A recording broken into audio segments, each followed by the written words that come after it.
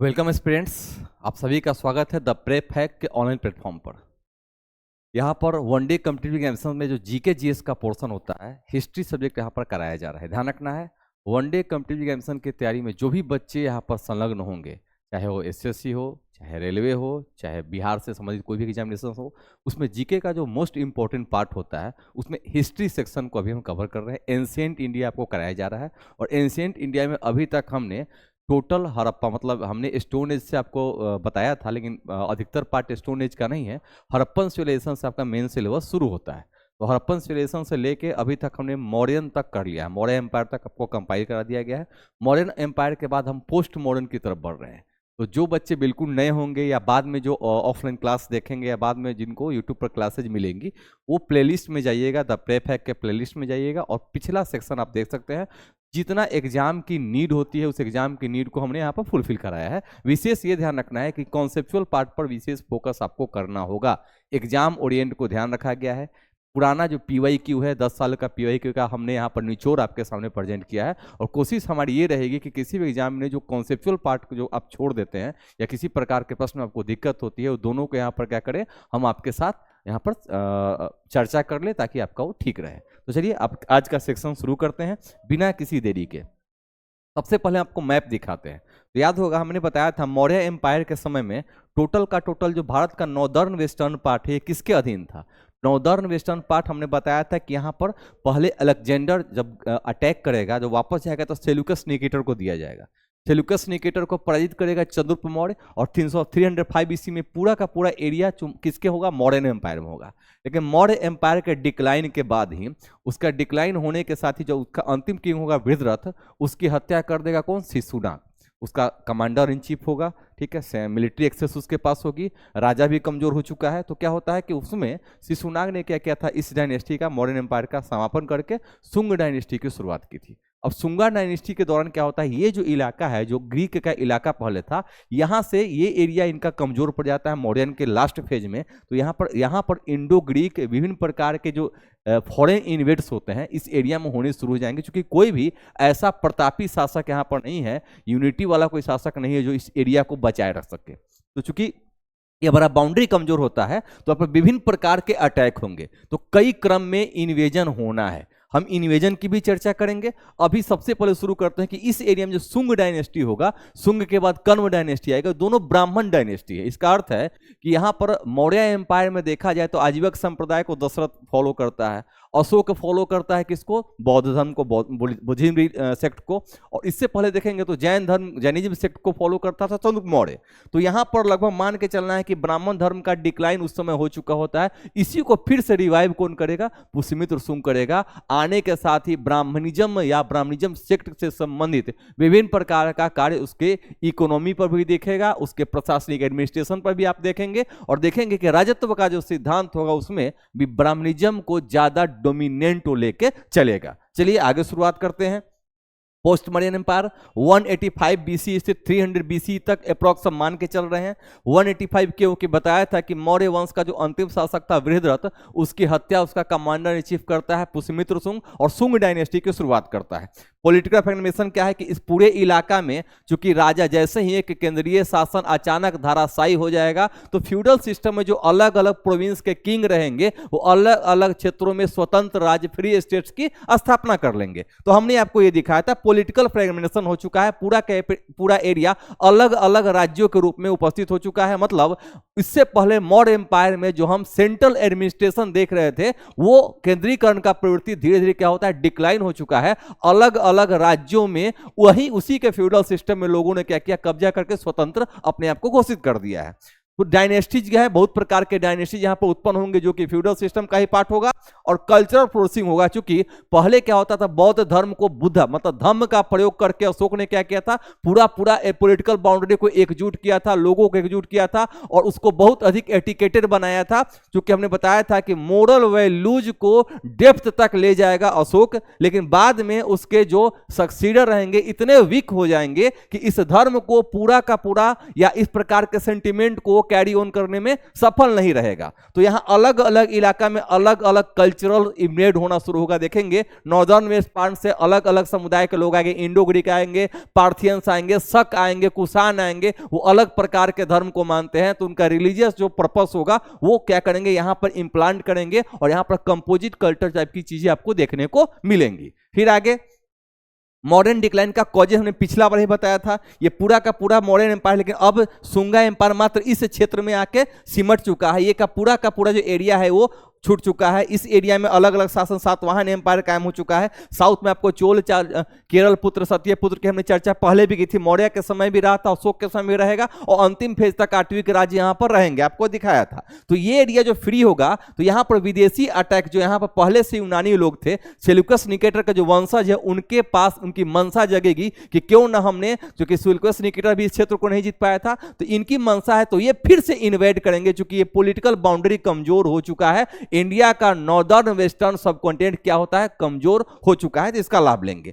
तो क्या कारण था मॉडर्न डिक्लाइन का, क्या कारण होता? पहले तो वीक सक्सेसर, जो उसके उत्तराधिकारी होंगे कमजोर होंगे। चाहे हम चर्चा करें कुणाल की, चाहे हम चर्चा करें संप्रति की, चाहे हम चर्चा करें लास्ट जो उसका रोल होता है विररथ की, सब का सब सक्सेसर उनका कमजोर होगा। उन विजनरी किंग नहीं हो पाएगा और उतने बड़े सेंट्रल एडमिनिस्ट्रेशन था उसको संभाल नहीं पाएगा। रेवेन्यू जो उसका कलेक्शन हो रहा था वो अपने आप कम हो जाएगा। ट्रेड एग्रीमेंट जो है बहुत लो चले जाएंगे। तो राजकीय खजाना खाली होगा तो प्रशासनिक संरचना को नहीं बना पाएगा, मिलिट्री को पेमेंट नहीं कर पाएगा। ऐसे बहुत सारे इश्यूज होंगे। तो बहुत सारे प्रोविंस इससे क्या होंगे, खटक जाएंगे, खसक मतलब निकल के अलग स्वतंत्र हो जाएंगे।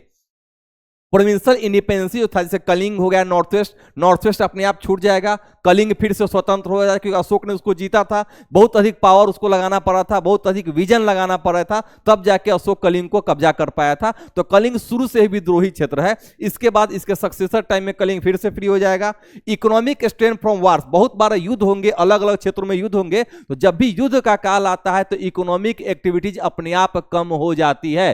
अभी भी देखेंगे भारत पाकिस्तान के बीच कुछ समय के पहले युद्ध हो रहा था, या अभी देखेंगे ईरान इजराइल अमेरिका का जो मुद्दा देख रहे हैं, अमेरिका उसमें बीच में पड़ा हुआ है और ईरान और इजराइल के बीच में युद्ध हो रहे हैं। तो देखेंगे आपके जो एनर्जी सेक्टर है वो कमजोर हो चुका है, क्योंकि एनर्जी केंद्र, एनर्जी सेंटर वही है, वहीं से एनर्जी की आपूर्ति पूरे विश्व में हो रही थी। तो एनर्जी यहां पर देखेंगे गैस की किल्लत हो गई है, बहुत सारा सेक्टर लो हो चुका है। यहां पर यही हाल देखना है कि जब युद्ध का काल होगा तो शांति के काल में इकोनॉमिक एक्टिविटी ज्यादा ग्रो करेंगे। ट्रेड और ट्रेडिंग क्या होता है, ज्यादा होता है। जब भी स्ट्रगल का फेज होगा या जब भी किसी प्रकार के अटैक की संभावना होगी, व्यापारी लोग भी अपना इन्वेस्ट खींच लेते हैं और समाज में भी प्रकार का डर बना रहता है। तो इन्वेस्टमेंट ऐसे भी नहीं होगा, व्यापार वाणिज्य यहां पर ठप हो जाएगा। और rise of Brahmanical reaction against Mauryan Buddhism patronage, क्योंकि मौर्य काल में बुद्ध धर्म को अपनाया गया तो ब्राह्मण धर्म फिर इसके पीछे पड़ जाएंगे। कहेंगे देखिए बौद्ध धर्म में यहां पर ये बुराइयां है, इकोनॉमिक एक्टिविटी पहले ये था, अब राजा आया है तो राजा के काल में अब इस प्रकार का इकोनॉमिक एक्टिविटी धीरे धीरे कम होने लगा है, राज्य को नुकसान होने लगा, सरप्लस कम होने लगा है। इसके कारण राजा की शक्ति में क्या आएगी, कमी आएगी, राजा पहले से कम शक्तिशाली हो जाएगा। यही कारण है कि अलग अलग क्षेत्र में फ्रीडम स्टेट, अलग अलग प्रोविंस स्वतंत्र होने शुरू हो जाएंगे। एक्सटर्नल प्रेशर क्या है, ग्रीक बार बार रिमेंट्स कर रहे हैं, सेंट्रल एशिया ट्राइब से बार बार इस क्षेत्र से अटैक करने का प्रयास कर रहे थे। इनको अब मौका मिल गया कि भारत का नॉर्दर्न वेस्टर्न जो पॉइंट है वो कमजोर हो चुका है। यहां पर केंद्रीकरण का अभाव है, किसी ऐसे सक्षम राजा का अभाव है जो इस पूरे एरिया को एकजुट किए हुए था। यूनिटी की कमी देखते हुए इनको मौका मिलेगा और ये अटैक करना शुरू कर देंगे। इस मैप में हमने इसी चीज को क्या किया है, मैप के थ्रू डिस्कस किया। इनका एरिया जैसे सिमटेगा, ये एरिया स्वतंत्र होगा, ये एरिया स्वतंत्र होगा, इधर अटैक होना शुरू करेंगे। तो कहां से, जब देश में शांति का काल नहीं रहेगा, पीस में मेंटेन नहीं है, सोसाइटी बहुत ही ज्यादा, सोसाइटी में देखें न्यूमरस मात्रा में अशांति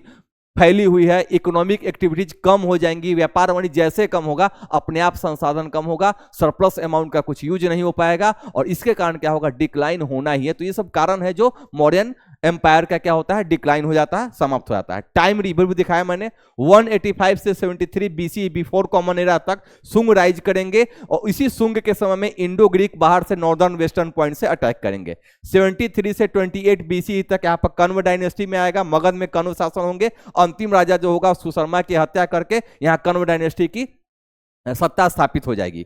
फर्स्ट सेंचुरी बीसी में सेकंड सी तक, मतलब लगभग इस काल में देखेंगे सिथियंस, शक, कलिंग में देखेंगे चेदी वंश का स्थापना हो जाएगा, और लगभग लास्ट में देखेंगे फर्स्ट टू थर्ड सी में कुषाण डायनेस्टी वेस्टर्न से अटैक करना शुरू करेगा, सत्रम सिस्टम शुरू होगा, और लास्ट में साउथ में संगम एज की शुरुआत हो जाएगी। मतलब यही वो काल है पोस्ट मॉडर्न जो नॉर्दर्न वेस्टर्न पॉइंट की चर्चा करे, या तो साउदर्न मोस्ट एरिया की चर्चा करे, या ईस्टर्न पार्ट की चर्चा करे। अलग अलग डायनेस्टीज का क्या होता है, यहां पर राइज होगा। राइज होने का कारण क्या है, सेंट्रल जो पावर है वो अपने आप वीक होना शुरू हो जाएगा। अलग अलग जो किंगडम आएंगे उनके पास वैसा विजन नहीं होगा, उनके पास वैसा मिलिट्री पावर या अलायंस नहीं होगा, उनके पास इस प्रकार के संसाधन नहीं होंगे। यही कारण है कि इन क्षेत्र में अलग अलग एरिया में आपको अलग अलग विद्रोह, रिवोल्ट देखने को मिलेगा, और मल्टीपल किंग यहां पर क्या करेंगे, रूल करना शुरू कर देंगे। और नॉर्दर्न इंडिया में सुंग डायनेस्टी की चर्चा करते हैं। फाउंडर कौन है, पुष्यमित्र सुंग, ये ओवरऑल बता रहे हैं। अंतिम शासक कौन था, बृहद्रथ मौर्य। 185 में उसकी हत्या करेगा, कमांडर इन चीफ से, इसका मतलब सैनिक पर इसका पकड़ स्थापित होगा। बृहद्रथ के पास उतना अधिक पावर नहीं है, विजन नहीं है, उसकी हत्या करके सुंग डायनेस्टी की शुरुआत कर देगा।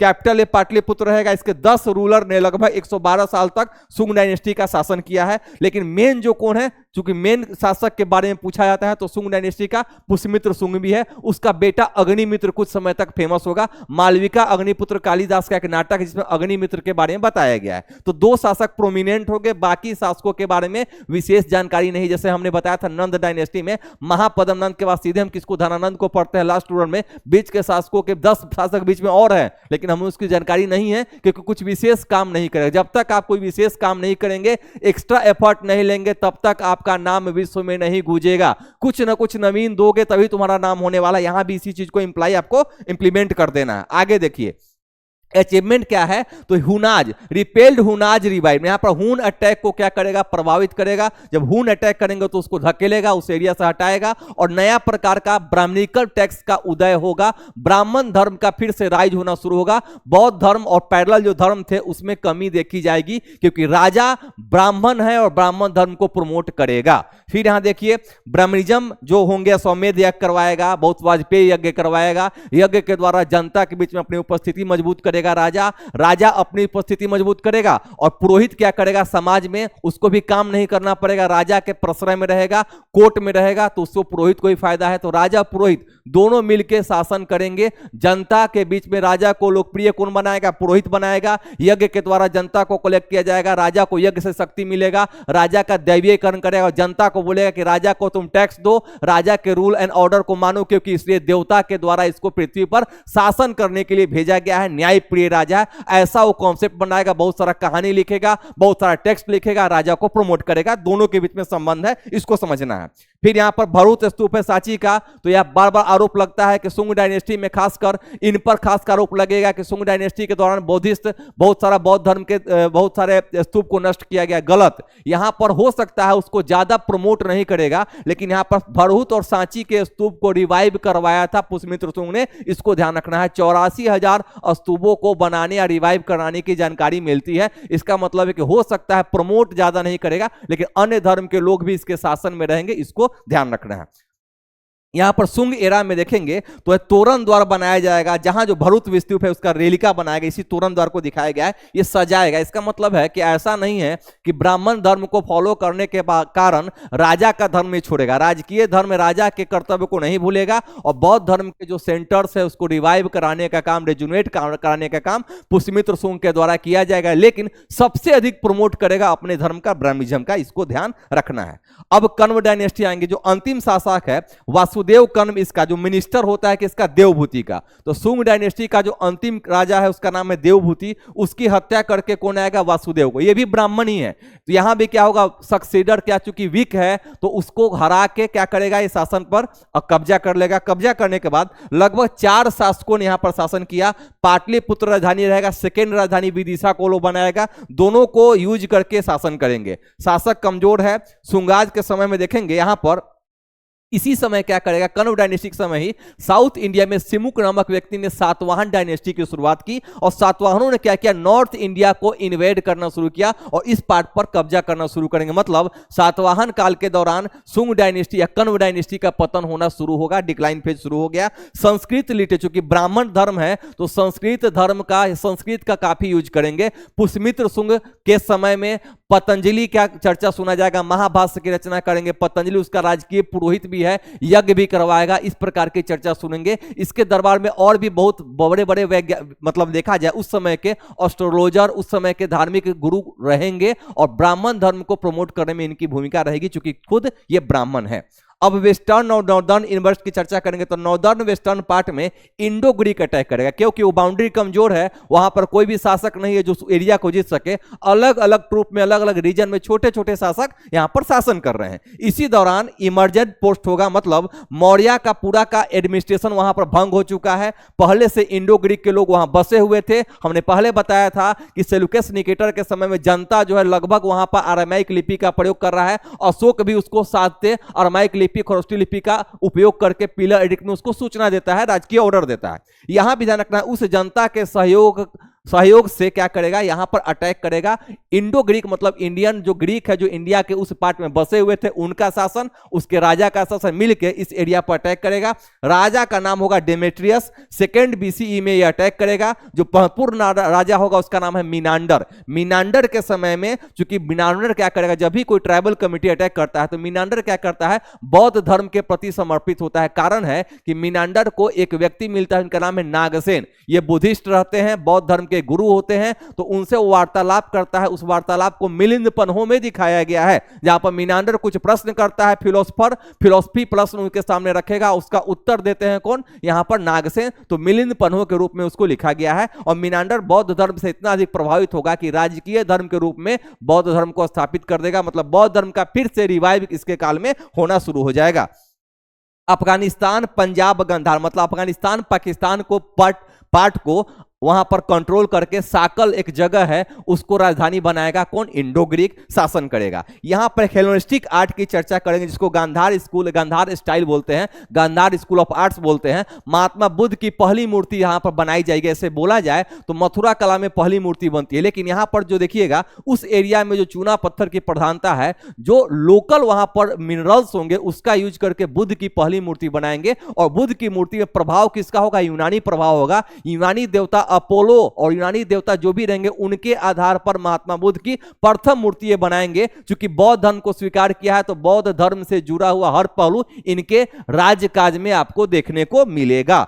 आगे देखते हैं, शक, पार्थियंस और कुषाण। अब पार्थियंस क्या है, पल्लव, ईरान के मूल के लोग हैं। गोंडीफोरस के नेतृत्व में वहां पर लोग आएगा। पहले देखा है तो नोनोज एक मेन शासक है, लेकिन गोंडीफोरस क्या करेगा, ईरान से कहां पर, तो गुजरात का जो रन ऑफ कच्छ देख रहे हैं या बलूचिस्तान जो पाकिस्तान का पार्ट देख रहे हैं, उस एरिया को आधार बनाकर वहां पर कुछ समय तक वो शासन करेगा। क्योंकि वो एरिया पहले अशोक के समय में मौर्य एम्पायर का हिस्सा था, अब वहां पर छूटा हुआ है, मौर्य एम्पायर का प्रभाव कम हो चुका है। तो क्या करेंगे, ये किसका पीछा करेंगे, ये पीछा करेंगे इंडो ग्रीक का। इंडो ग्रीक ऊपरी पार्ट को शासन कर रहे हैं, ये निचले पार्ट पर इनका शासन शुरू हो जाएगा। इसका जो मेन शासक है इसका नाम है मोगा, ठीक है। और ये वेस्टर्न सत्रप सिस्टम से जुड़ा हुआ है, इसको इंडो सिथियंस बोलते हैं, जो कि कहां पर है, तो वेस्टर्न पार्ट आप देखेंगे तो इंडिया के northern western part, Iran, Iraq, ये जो पूरा लेबनान, ये सब देख रहे हैं एरिया, सीरिया, ये सब इस एरिया में जो ट्राइबल कम्युनिटी है, अलग अलग ट्राइबल कम्युनिटी है, अलग अलग कुल से उनका संबंध होता है, क्लैन से उनका संबंध होता है, यही लोग यहां पर शासन करेंगे। फिर वेस्टर्न सत्रप सिस्टम में गुजरात, महाराष्ट्र को आधार बना के शासन करना शुरू करेंगे। पार्थियंस आएंगे, ये गोंडाफेरस मेन राजा होगा, तक्षशिला को आधार बना के, जहां पर इंडो ग्रीक थे उनके समाप्ति के बाद ये अपना राजधानी बना देगा।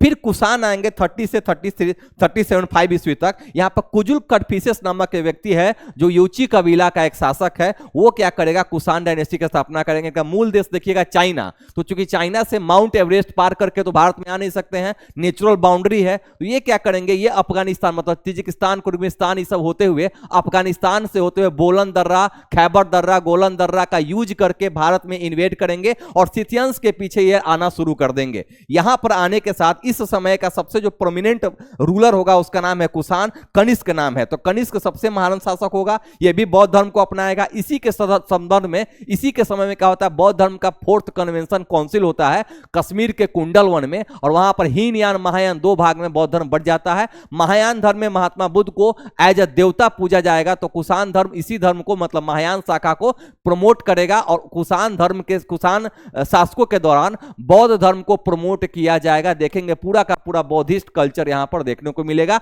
आर्ट एंड कल्चर जितना जो मूर्ति बनेगा गांधार कला में, मथुरा कला में, सब कुषाणों में बनाएगा। कुषाणों की 5 शाखा होगी। एक शाखा तक्षशिला को आधार बना के शासन करेगी, दूसरा शाखा रुद्रदामन के नेतृत्व में देखेंगे तो आपको गुजरात और महाराष्ट्र के क्षेत्र में शासन करेगी, तीसरा शाखा उज्जैन के रूप में शासन करेगी, चौथा मथुरा में आपका शासन करेगी। तो ये पूरा का पूरा जो शाखा आप देखेंगे इनका मेन जो योग मतलब 5 कबीला क्षत्रप सिस्टम में अलग अलग शासन कर रहे हैं और उसी इलाका को बाद में कुषाण अपने आप में हस्तगत कर लेंगे, इसको ध्यान रखना है।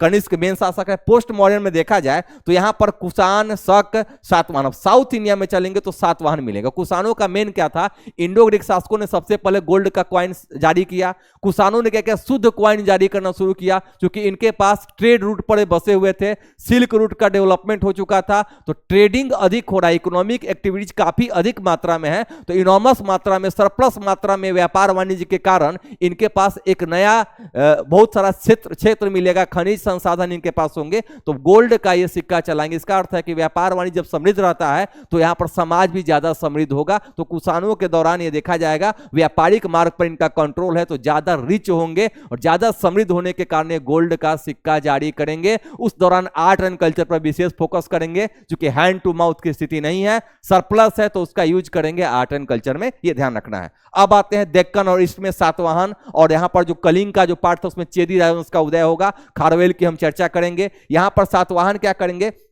जब कन्नौ वंश का डिक्लाइन हो जाएगा तो इसी पर गौतमी पुत्र सातकर्णी से पहले सिमुक नामक एक व्यक्ति होगा जो नॉर्थ इंडिया की तरफ क्या करेगा, यहां पर इन्वेड करना शुरू करेगा और कन्नौ डायनेस्टी के कुछ एरिया टेरिटरी को क्या करेगा, कब्जा कर लेगा। महाराष्ट्र, कर्नाटका का कुछ पार्ट, इन सब पार्टों को मिला के वो क्या करेगा, एक वंश की स्थापना करेगा जिसका नाम है सातवाहन। ये मैट्रिकल एक सोसाइटी है, चूंकि सोसाइटी कबीला वाला है तो सातवाहन डायनेस्टी की शुरुआत होगी। ये राजा राज परंपरा से नहीं जुड़े हुए हैं, जो कि ये ट्राइबल रहेंगे, तो ब्राह्मणों से कह के अपने आप को ये टाइटल दिलवाएंगे कि हमको तुम राजपूत के रूप में घोषित करो, क्षत्रिय के रूप में घोषित करो। तो ब्राह्मणों के द्वारा ब्राह्मणों को क्या करेंगे, भूमि दान करेंगे, बहुत सारा भूमि अनुदान देंगे, बदले में ब्राह्मण इनका प्रमोशन करेगा कि ये क्षत्रिय ही थे। पहले के राजा कोई कहानी बताएगा कि जंगल में खो गए थे, बाद में मिले हैं, तो तुम्हारा राजा है, आज मिला है तो इसको तुमको राजा के रूप में मानना है। तो ब्राह्मण और यहां पर सातवाहन दोनों के बीच में साठगांठ होगी। ब्राह्मणों को भूमि अनुदान देगा, ब्राह्मणों को भूमि अनुदान से यहां सातवाहनों को 2 फायदा है।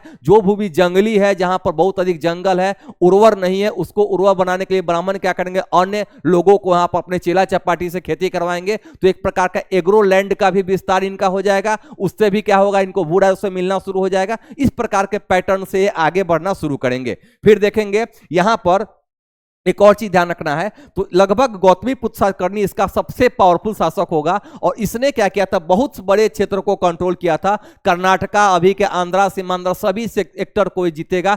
कोई भी जो फाउंडर राजा होता है उसके पास पर्याप्त समय नहीं होता है, वो एक प्रकार का भूमिका बनाता है, एक बाउंड्री खींच के चला जाएगा। बाद के शासक उससे सरप्लस जो वहां पर सरप्लस है उसका यूज करके अन्य क्षेत्र को क्या करेंगे, एक्सेस करेंगे। तो यहां पर गौतमी पुत्र सातकर्णी का कंट्रीब्यूशन ज्यादा होता है, बहुत बड़ी एरिया पर कब्जा करेगा। जब हम कलिंग की चर्चा कर रहे थे, कलिंग किसके अंदर में था, अशोक ने उसको जीत लिया था। बाद में अशोक के जो उत्तराधिकारी रहेंगे या सुंग डायनेस्टी, कर्म डायनेस्टी के बाद में कलिंग ऐसे ही फ्री हो चुका है। तो कलिंग में एक चेदी डायनेस्टी की शुरुआत होगी और यहां पर अभिचंद्र नामक एक शासन शुरू होगा, रीजनल पावर उड़ीसा का। इसी में खारवेल की हम चर्चा करेंगे। तो चेदी डायनेस्टी एक भारत के ईस्टर्न पार्ट में समुद्र के पास, वहां पर देखेंगे तो बे ऑफ बंगाल के पास उसका लोकेशन होगा, उसका यूज करके ये आगे प्रोमिनेंट बनेंगे, इसको ध्यान रखना है। साउथ इंडिया में संगम एज की शुरुआत होगी, पांड्य, चेर, चोला। 3rd BC से लेकर 3rd CE तक लगभग 600 साल के शासनकाल में पांड्या, चेरा, चोला, पल्लव सबकी हम चर्चा करेंगे। इसके बारे में स्पेशल टॉपिक भी आपको पढ़ाया जाएगा। तो इनका उदय होता है। ये तमिल एकेडमी तमिलनाडु या तमिल एकेडमी पोइट्री को लेकर ज्यादा डोमिनेंट होते हैं। यहां पर तमिल लिटरेचर का गठन किया जाएगा। तोल्कापियम, सुकुनोनिक्स की चर्चा, कुरल साहित्य की चर्चा हो जाएगी। तो लिटरेचर के उदाहरण में इनका विशेष फोकस रहेगा, क्योंकि समुद्र के किनारे इनकी भौगोलिक स्थिति है। अब देखिएगा ज्योग्राफिकल लोकेशन देखेंगे तो Arabian Sea, Bay of Bengal और इंडियन ओशन तीनों के सेंटर को मिला के इनकी स्थिति होगी। तो समुद्री व्यापार से ज्यादा इनको लाभ होगा। राज्य का पूरा इकोनॉमी, चूंकि वहां साउथ में आज भी नदी जल विवाद है, नदियों को लेकर झगड़ा उस समय भी होती थी। तो जहां पर जो ट्रिब्यूटरी है उस एरिया को लेकर कब्जा करने में चेल, चोर, पांडे में कई युद्ध होंगे। कभी पांड्या जीतेगा, कभी चेर जीतेगा, कभी चोल जीतेंगे। तो लगभग 600 सालों तक इनमें युद्ध होगा। तो यहां पर हमको ध्यान रखना कि साउथ इंडिया में इस प्रकार के वंश का यहां पर शुरुआत देखने को मिलेगा। इकोनॉमिक ट्रेड क्या है? तो गिल्ड सिस्टम है। गिल्ड से मतलब व्यापार वाणिज्य का काल था। तो श्रेणी व्यवस्था की शुरुआत होगी। क्राफ्ट का ट्रेड करेंगे। गोल्ड और सिल्वर के सिक्का चलाए जाएंगे। नॉर्थ इंडिया में बता रहे हैं इंडो ग्रीक के समय से लेकर कहां तक, कुषाण डायनेस्टी तक। साउथ इंडिया में चूंकि विशेष यहां पर सरप्लस नहीं है, तो प्रोटीन, सीसा और सिल्वर के सिक्के और बहुत सारे अलॉय को मिला के, कॉपर और इसको अलॉय को मिला के सिक्का जारी करेगा। मतलब सातवाहन काल में सिक्का का गुणवत्ता कम होता है। इसका मतलब साउथ इंडिया में सरप्लस नहीं है और ट्रेड रूट के मार्ग पर उसका विशेष योगदान नहीं रहेगा। नॉर्थ इंडिया चूंकि उत्तरा पथ से जुड़ा होगा, दक्षिणा पथ से भी जुड़ेगा, सिल्क रूट से जुड़ा रहेगा। तो यहां पर ज्यादा इकोनॉमिक एक्टिविटीज होंगी। तो यहां पर जो राजा होगा या यहां पर जो राजघराना होगा ज्यादा शक्तिशाली होगा, क्योंकि इसके पास सरप्लस है। उसका यूज वो पॉलिटिकल इंपावरमेंट के लिए करेगा, सोशल इंपावरमेंट के लिए करेगा और राज्य की अर्थव्यवस्था को चलाने में इसकी भूमिका होगी। फिर आएंगे इंडो रोमन ट्रेड। तो यहां देखेंगे साउथ इंडिया में स्पाइसेज है, टेक्सटाइल है, गोल्ड, कुछ अर्बन ऐसे सेंटर्स भी हैं। तो इन जगहों का यूज करके क्या करेंगे, साउथ इंडिया में मसाला वाला, तो रोमन लोग क्या करेंगे, चेर के साथ संबंध स्थापित करेंगे। मुजरिस नामक पोर्ट का यूज करेंगे। वहां पर एक राजा अगस्टस है रोम का, उसका भी मंदिर वहां पर देखने को मिलेगा। मतलब रोमन लोग यहां से मसाला का व्यापार करते थे, क्योंकि रोमन डायनेस्टी का यूज यहां पर केरला के आसपास के क्षेत्र से होता है। तो ये हमको देखना है, जब अलग इसका स्पेसिफिक टॉपिक है उसमें विशेष आपको और जानकारी देंगे। यहां पर ध्यान रखना है। यहां पर मेन काम क्या है, तो मॉडर्न एम्पायर के बाद जो हम पोस्ट मॉडर्न की चर्चा करेंगे, तो व्यापार ट्रेड एग्रीमेंट में कमी आएगी। ऐसा नहीं कि बहुत अधिक इनॉर्मस मात्रा में कमी आएगी, लेकिन अलग अलग राजतंत्र में जो राजा ज्यादा योग्य होगा उसके समय उसका शासनकाल थोड़ा ज्यादा प्रोमिनेंट देखने को मिलेगी। सातवाहन काल में देखेंगे सब राजा शक्तिशाली नहीं होगा। गौतमी पुत्र सातकर्णी थोड़ा सा ज्यादा विजनरी किंग है, तो उसने क्या किया था, अपने एरिया को बढ़ाने की शुरुआत की। चोल, चेर, पांडे के पास संसाधन की कमी है, नदी को लेकर झगड़ा है, एलुवियल सॉइल को लेकर झगड़ा है। यहां पर चूंकि सब कुछ शुरुआत में क्या होता है, तो टोटल लैंड रेवेन्यू से जुड़ा हुआ मामला है। जितना क्रॉप्स होंगे, क्रॉप्स का जो उत्पादन सरप्लस होगा तभी इनकी इकोनॉमी चलेगी। तो उस देखेंगे तो एक प्रकार का कोस्टल इलाका में एक प्रकार का नोमैडिक कल्चर इकोनॉमिक पैटर्न आपको देखने को मिलेगा। ठीक है, यहां सोसाइटी रीजन चूंकि ब्राह्मण रिवाइव होगा शुंग काल में और कण्व काल में ब्राह्मण लोग हैं, तो यहां पर यज्ञ रिचुअल्स को ज्यादा आप देखेंगे। अश्वमेघ यज्ञ कराएगा, वाजपेयी यज्ञ कराएगा, कई प्रकार के यज्ञ के द्वारा अपनी प्रतिष्ठा को स्थापित करेगा। ब्राह्मणिज्म टेक्स्ट का उदय होगा। पतंजलि जो है पुरोहित होंगे, वो इसके लिए यज्ञ करवाएंगे। उनके द्वारा महाभाष्य की रचना की जाएगी। संस्कृत लैंग्वेज में बहुत सारे लिटरेचर की रचना होगी और इनके दरबार में कोर्ट में ब्राह्मण विद्वानों को प्रश्रय दिया जाएगा। ये ध्यान रखना है। बुद्धिज्म जैनिज्म भी कंटिन्यू बना रहेगा, लेकिन उसकी स्थिति कम होगी, क्योंकि राजा का धर्म ब्राह्मण धर्म है, उसका राजकीय धर्म नहीं है। यहां पर बौद्ध और जैन, तो उनकी मात्रा या उनके कंडीशन में थोड़ा सा गिरावट आएगा, लेकिन समाज में उनका महत्व बना रहेगा। वो पूरी तरह से खत्म नहीं किए जाएंगे। राजा भले ही उनको एक्स्ट्रा डोनेशन न देता हो, लेकिन राज्य में प्रचार प्रसार की अनुमति देगा। ये भी आप ध्यान रखिएगा। महायान बुद्धिज्म धर्म, कुषाण डायनेस्टी में चूंकि विभाजन होगा, तो महायान बुद्ध शाखा मतलब महात्मा बुद्ध को हीनयान में टीचर या गुरु माना जाता है। महायान में उनको देवता बना दिया जाएगा। बाद में यही ब्राह्मण उनको भगवान विष्णु के 9वां अवतार घोषित करके ब्राह्मण धर्म का उदय करके उसको भी लास्ट में समेट लेंगे। भी ध्यान रखना है। अब आते हैं लिटरेचर में वर्ण सिस्टम रिजिड। जैसे ही ब्राह्मण धर्म आएगा, वर्ण व्यवस्था को रिजिड कठोर कर दिया जाएगा। मनु आगे देखेंगे, जब गुप्ता काल में चलेंगे तो मनुस्मृति का संकलन किया जाएगा। तो वर्ण व्यवस्था क्यों रिजिड हो रहा है, क्योंकि ब्राह्मण धर्म में वैदिक रीजन के संबंधी ऋग्वैदिक कालीन या पुराणों को मान के चलते हैं, तो यहां वर्ण व्यवस्था को रिजिड किया जाएगा। महिलाओं की स्थिति थोड़ा सा यहां पर कंट्रोल की जाएगी। क्यों, क्योंकि विदेशी अटैक हो रहा है, तो महिलाओं की सुरक्षा का जिम्मा इनके हाथ में है। तो महिलाओं को घर के अंदर बंद कर दिया दिया जाएगा, बहुत सारे कार्य से उनको हटा दिया जाएगा, क्योंकि सिक्योरिटी पर्पस से बार बार इन्वेड होगा। कंपोजिट कल्चर की शुरुआत हो चुकी है, तो ब्राह्मण क्या करेंगे, इस एरिया में महिलाओं की स्थिति में थोड़ा सा डिक्लाइन होने के मिलेगा, उनको घर के अंदर रखना शुरू कर दिया जाएगा उनके सिक्योरिटी पर्पस से, और कोई विशेष यहां पर रीजन नहीं होता है। अब आगे चलते हैं, लिटरेचर प्रोमिनेंट क्यों होगा, क्योंकि उस समय ब्राह्मणी टेक्स्ट का उदय होता है, क्योंकि उसी में देखेंगे जब शुंग काल में कुषाण में आएंगे तो ये बौद्ध धर्म को मानने वाला है, तो बौद्ध धर्म का आर्ट एंड कल्चर का शुरुआत होगा, तो इस जगह में इसको देखने का मिलेगा। एक प्रकार का मैपिंग भरूच का हमने दिखाया है, इसको देखिए यहां पर दिखाया गया किस प्रकार इसको रिवाइव किया गया। आर्ट एंड कल्चर में शुंग ब्रह्मोत्तर शुंग